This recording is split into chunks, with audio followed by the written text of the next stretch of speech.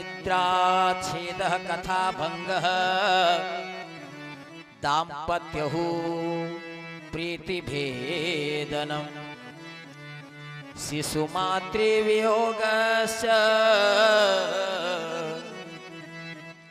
ब्रह्महत्या समौवृतः।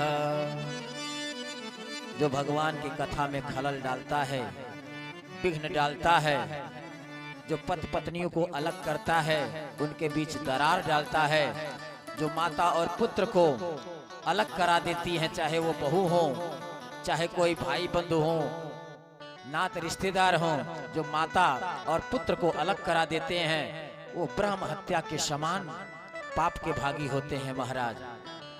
इसलिए भगवान की कथा में अगर आप सहयोग न दे सकें तो भूल करके भी खलल नहीं डालना चाहिए।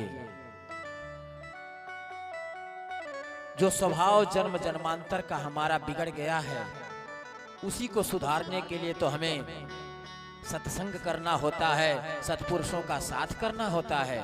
बार बार न चाहने पर भी जब मन सांसारिक विषय वासनाओं में, काम क्रोध मद मोह लोभ में भटक जाए तो विचारणीय है कि ऐसा क्यों होता है, मैं न चाहते हुए भी ऐसा कर्म क्यों कर बैठता हूँ। इसका मतलब ये है आप नहीं चाहते हैं, ये भी सही है, पर आपसे हो जाता है, ये भी सही है। क्यों होता है? क्योंकि यह आपके पूर्व जन्मों का संस्कार है।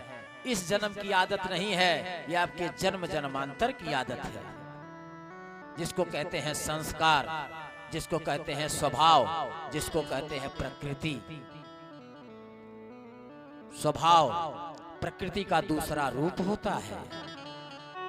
जो पूर्व जन्म में आप करते आए हैं, उससे हट करके कर्म करना आपके बस में नहीं है। अगर किसी के बस में है तो वो सद्गुरु की कृपा है, सत्पुरुषों का साथ है, सत्संग है। उनसे अगर आपका संग हो जाए तो आपका स्वभाव परिवर्तित हो सकता है महाराज। जीव फिरत माया करि फेरा, जीव फिरत माया करि